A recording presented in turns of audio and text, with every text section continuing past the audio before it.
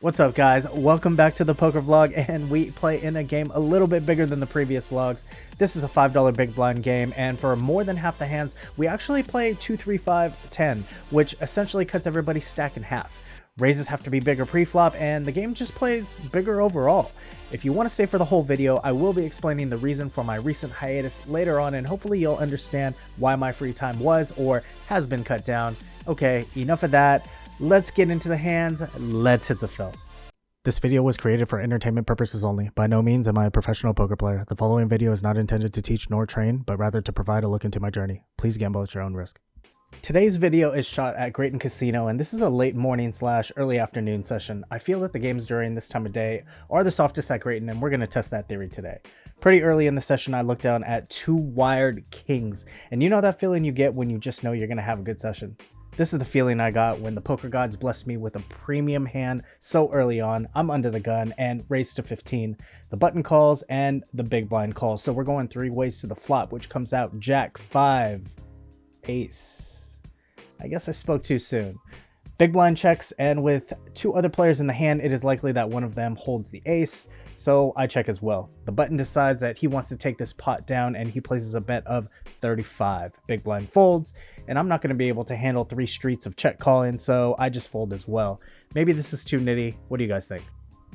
Okay, you know what time it is. It's mystery hand time. Let's see if you can guess the opponent's hand. I'm on the button in a straddle pot with king 8 of clubs. It folds to me, and I raise to 30.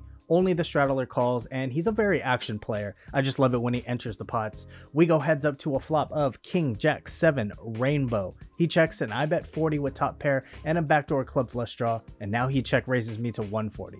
Like I said before, he's a very action player, and I feel his range here is super wide, so I make the call in position with a lot of good turn cards to continue on. And one of those cards does come on the turn. It's the 7 of clubs. It does pair the bottom card, so it's not super clean, but I don't really put him on having bigger than 1 pair on the flop.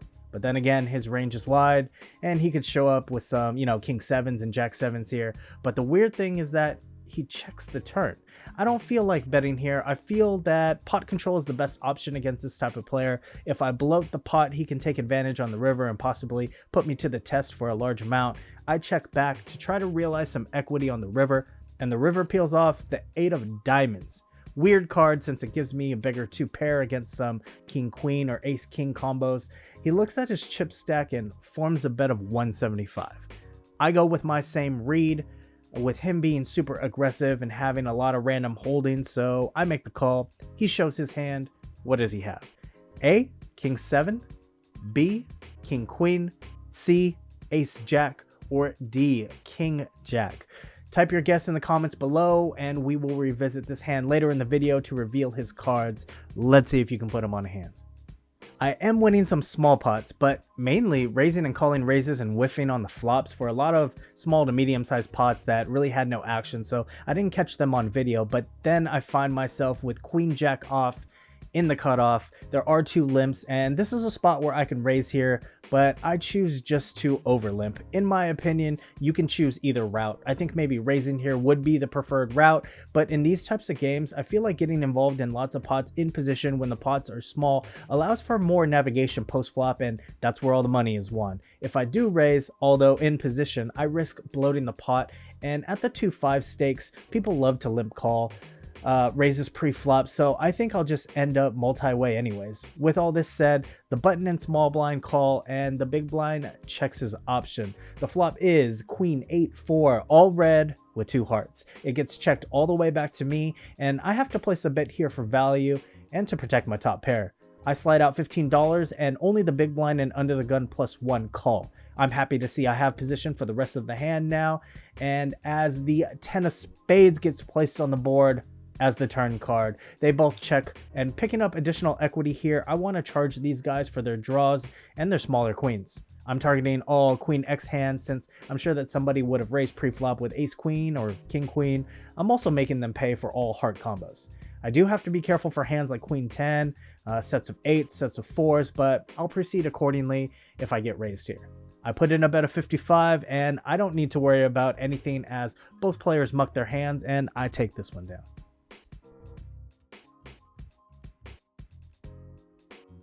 A few rounds later, the dealer gives me king queen of clubs. This is one of my favorite hands. It just looks so nice when you squeeze these cards. This time we're in the cutoff, 5-handed in a straddled pot. I raise to 25 when it gets folded to me, and only the small blind calls. So we're going heads up to a flop of king 4-3, all monotone, all spades. This flop may look horrible from the jump, but it's still really hard to flop a flush. So my top pair is looking pretty good right now. Small blind donk leads for 20.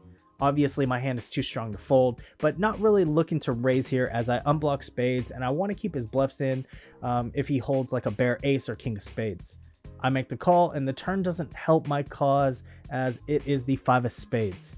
He checks now, and I don't beat much, as well as I can't get value from any hands that I'm ahead of anyways, so I just check back. The river is the 8 of hearts, and he doesn't hesitate much and fires 55 into me. I'm assuming he was semi-bluffing the flop and then hit the flush on the turn and then check to try to induce me to bet. I don't feel like looking him up here as there are many better spots that I can light $55 on fire at. I let my hand go and he takes this one down. In this hand, we play a normal $5 big blind game and pick up ace 10 of clubs in the cutoff. There's a limp under the gun, and when it gets folded to me, I put in a raise to 20 to try to isolate the limper. My plan works as he is the only player to call my bet. Dealer puts out a flop consisting of 2 9s and a 6. Rainbow.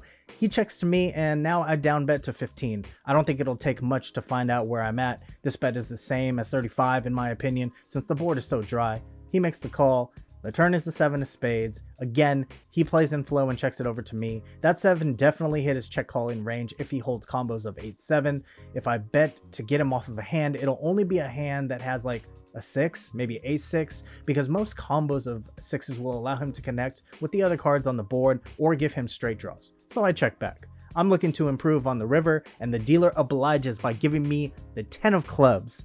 Under the gun now leads for 35.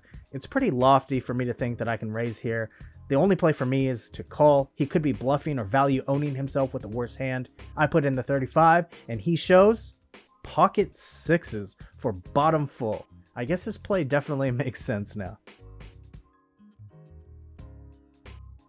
Here we go, mixing it up with Jack 9 of clubs in the hijack. It folds to me, and since I'm first to open, I make it 20 to go. The cutoff, button, small blind, and big blind all come along for the ride. I definitely wasn't expecting that, but I can still flop decent with this hand, so let's see some community cards. Going 5 ways to the flop, and the dealer puts out 9, 5, deuce, rainbow. All in all, this is a pretty damn good flop for me, and when it gets checked to me, I place a bet of 40. Only the button and small blind make the call, so we're going to a turn, and there's not that many turn cards that are really good for my hand right now, except for maybe exactly a jack or another 9. Well, it's neither one of those as the 6 of clubs peels off. The board is still rainbow, so I don't think that anybody's going to have any type of flush draws getting there, but when the small blind checks to me, I think I need to check here because that 6 completed a lot of straights, and they have like the sets of 5s and deuces in their range. They also have all of the bigger 9s like queen 9 plus. So I choose to check and see what the button wants to do, and it looks like he wants to bet. He slides out 120. The small blind immediately folds, and now my hand shrinks in strength. This is a good play by him, knowing that he probably only needs to get past the small blind, and if he does, it'll put me to the test since I would probably continue betting the turn with pocket 10s or better. I kind of want to make the call and reevaluate on the river, but I'm not sure if I can withstand another big bet of maybe 300 plus if it comes safe or even a favorable card for me. So I just end up putting in the fold.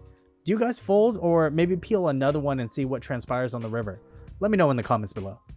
Thanks for making it this far in the video. If you like what you're seeing so far and you want to come along for the ride on my poker journey, make sure to hit like, subscribe, comment, share, all that good stuff. And I'll continue to put out content that you guys love so much. And make sure you hit that notification bell so you can get the latest and greatest straight hot off the press. Let's get back to the film. We're back, and everybody on the table agrees that the blinds are 2, 3, 5 with a mandatory straddle for 10 for the remainder of the game. Like I mentioned before, this is good if the table is soft, but it also cuts the effective stacks in half. So now some people might be playing 50 to 100 big blinds rather than 100 to 200 big blinds. Either way, it's good for the game and good for the action.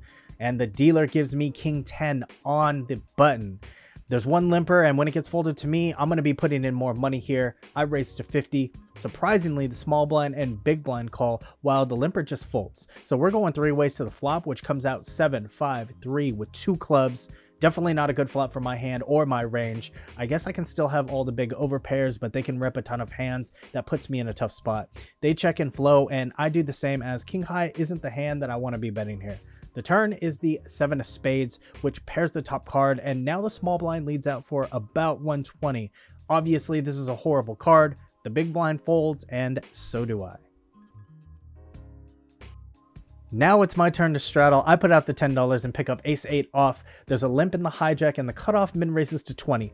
Button and small blind both call, and for 10 more, obviously I'm not folding, so I call, and the hijack closes the action by tossing in 10 more as well. The flop comes down, ace, 9, 5 with a couple of diamonds. Small blind checks to me, and since I'm OOP, I think checking is the best option with my type of hand. It seems as if nobody wants this pot, as everybody checks behind me, so we are going to see a turn card, which is the 7 of hearts.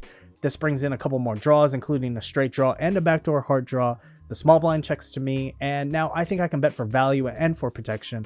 I fire out 50. There are going to be a lot of hands calling here, like 2 diamonds, 2 hearts, or hands that contain an 8 or a 6. The cutoff and small blind both call. My hand is pretty vulnerable here, so I'm looking for a good river card, and it is the King of Clubs. This is a great card. The flushes and straights both bricked off, and it's going to be hard for somebody to have 2 pair here with the king, unless it's possibly king 9. Since nobody bet the flop, I think my ace is the best, but doubt anybody will call a river bet, so I try to bait the button and check after the small blind checks to me, and he does not bite. The button checks as well. I table my hand, and it's good enough to win the pot.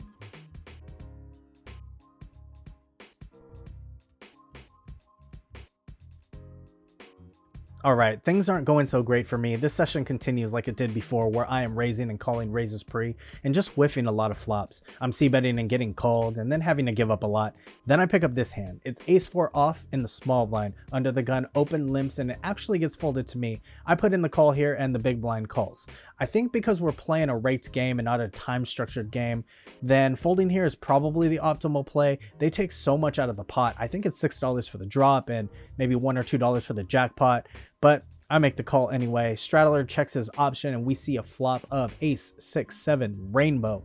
Pretty good flop in this situation, going against a big blind, straddler, and limp under the gun range. I still check since my ace is pretty weak. Small blind checks, big blind checks, and under the gun bets 25. This could be a position bet, and with him limping under the gun, he could have a lot of straight draws here. I myself have top pair and a running straight draw, so I make the call. Big blind folds and straddler calls. So now 3 ways to the turn, which is the jack of hearts. Once again, I check since there's no reason to bet here. Straddler checks, and now under the gun checks back and doesn't look happy. I take it that he's trying to realize his equity and doesn't have a hand with showdown value yet. This is a good sign. The river is now another 6. This is a great card. Doubtful that under the gun was betting bottom pair on that flop with 3 other people in. It's also tough for the straddler to have peeled with just a 6. So just like the previous hand, I don't put these guys on anything that can call a value bet, and I just check hoping that someone else bets. Once again, they all check, and I show my hand, they both muck. Pretty uneventful, but sometimes that's how poker goes. You don't always get involved in huge hands every session. Okay, time for the mystery hand reveal. Let's recap the hand. I'm on the button in a straddled pot with king 8 of clubs. It folds to me and I raise to 30. Only the straddler calls. We go heads up to a flop of king jack 7 rainbow. He checks. I bet 40. He check raises me to 140. The turn is the 7 of clubs. He now checks. I check back, and the river peels off the 8 of diamonds. He looks at his chip stack and forms a bet of 175. I make the call. He shows his hand. What does he show? A, king 7, B, king queen, C, ace jack, or D, king jack. Dun dun dun dun. It is ace jack. I know, I was just as surprised as you are, but like I said, he was a super action player, and it was hard for anybody to really put him on a hand all session. You just had to put your chips in the middle of the pot and pray that your hand holds, and you didn't get cooler. Well guys, thanks for sticking to the end of the video. If you're still here, you're here for one of 2 reasons. Number 1, you want to know how much I won or lost, and number 2, you want to know why I've been gone for so long. Well, we took an L this session, but you know, it's all good. Can't win them all. And obviously you can tell that my poker studio has changed a little bit. So Yes, it is a nursery. I am a first-time father. You heard it here first. Obviously, my child has taken a lot of time out of my day, my schedule, and everything, and it's such a big responsibility to take care of a kid. And I know you fathers out there know exactly what I'm talking about. So this ride has been amazing, stressful, rewarding, challenging, all of the above, but it's definitely worth it. So, you know, we're going to, me and my wife, we're going to try to navigate this new life together. As far as my video posting, I'm still going to try to shoot for every Tuesday morning at 9 a.m. Pacific Standard Time. Can't really guarantee that it's going to happen every single time, especially with the child, but we're going to shoot for that. So, you know, hopefully we can still put out videos and keep you guys entertained. I know you guys missed it, so I'm sorry about that, but the show must go on. So hopefully next time we run a little better and we book a win. But until next time, you know what it is. Let's run like Usain Bolt. Peace.